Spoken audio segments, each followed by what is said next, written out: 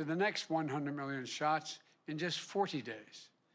You heard me say many times before, our progress in vaccination is a stunning example that there's nothing this country cannot do if we put our minds to it and we do it together.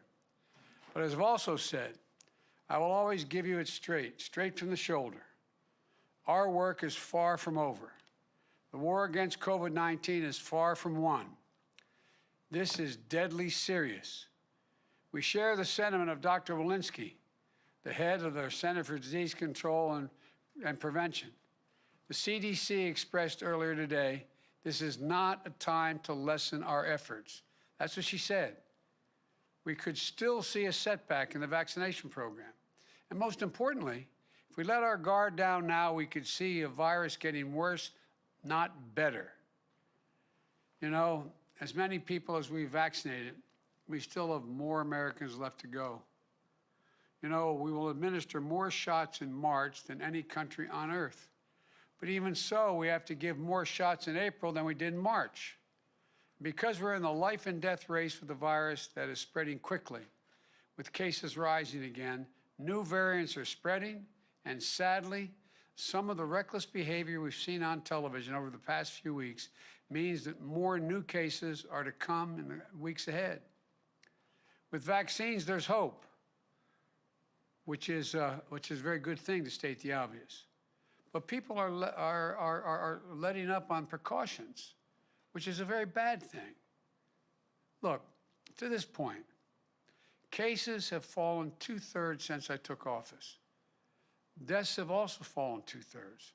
But now cases are going back up. And in some states, deaths are as well. You know, we're giving up hard-fought, hard-won gains.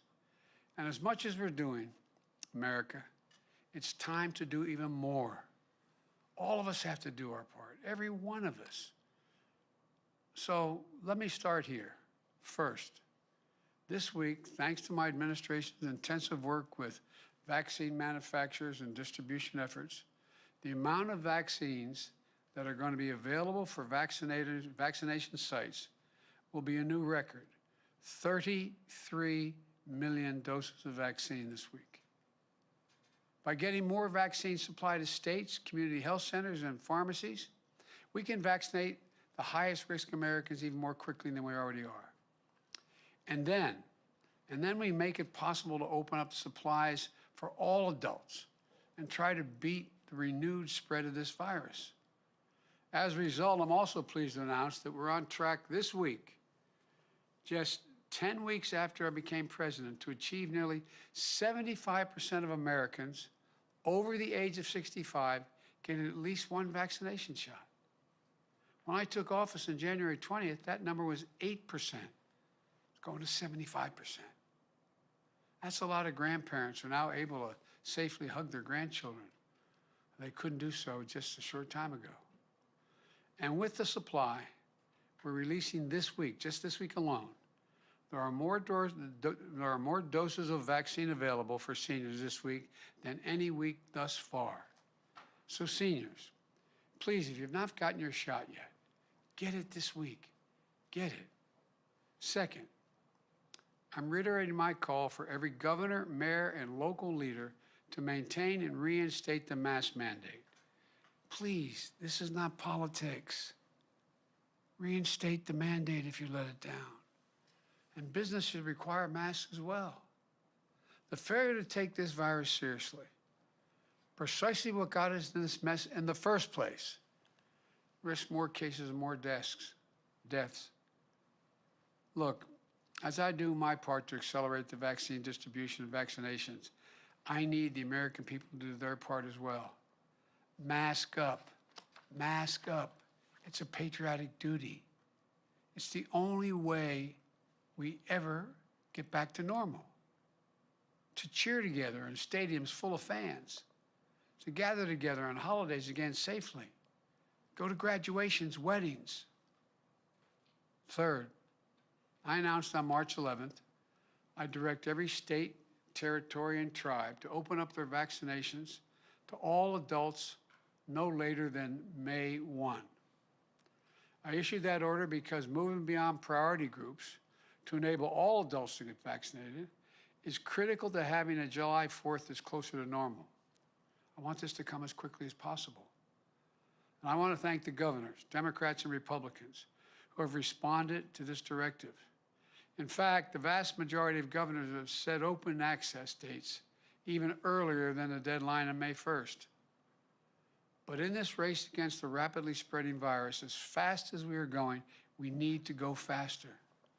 So to make it easier for Americans to get vaccinated as the supply grows and vaccination eligibility expands, I'm directing my COVID team to ensure there is a vaccine site within 5 miles of 90% of all Americans by April the 19th, 3 weeks from today. Look, we're going to do this by growing from having 17,000 pharmacies giving out vaccination shots to nearly 40,000 pharmacies doing it within the next 3 weeks. That'll more than double the number of pharmacies where you can go get vaccinated. We aren't stopping there. In the next 3 weeks, we'll add 12 more federally run mass vaccination sites. Every day at these sites, tens of thousands of people are able to drive up, get a vaccine shot while in their car, and leave in less than an hour. And over 60% of the shots given at these sites goes to minority communities because they're in minority communities. We have to reach out. They're the ones most affected by by both the vaccine, but also by the pandemic. We're also going to send more aid to states to expand the opening of more community vaccination sites. More vaccines, more sites, more vaccinators, all designed to speed our critical work. We also need to make it easier for those who want shots but cannot access vaccination sites to get vaccinated. This is also where we're focused on the seniors most immediately. While we have made incredible progress in starting to vaccinate nearly 3/4 of our seniors, and now putting vaccination sites within 5 miles of 90% of all Americans, that still isn't enough as far as we're concerned. We know that there are a number of seniors and people with disabilities who may be isolated and have lack of access to transportation. And there are community groups that can help. They're trying to help now. So our fourth announcement today is that I'm sending out millions of dollars through the Department of Health and Human Services to provide assistance, including transportation, so more vulnerable seniors and people with disabilities can get their shots, because they get help to physically get there to get the shot. Neighbors helping neighbors. What a truly American effort. We cannot let transportation be a barrier to any senior getting a vaccination. And so, where does this put us? We're making progress on vaccinations, but cases are rising, and the virus is spreading in too many places still.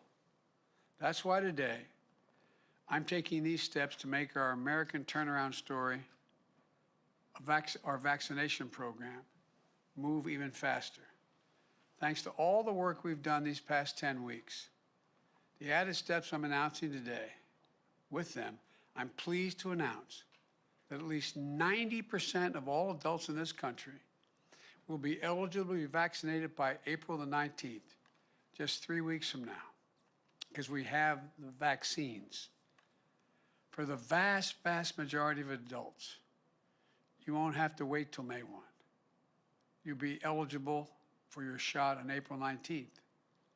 Finally, 10% will be eligible no later than, the final 10% eligible no later than May 1.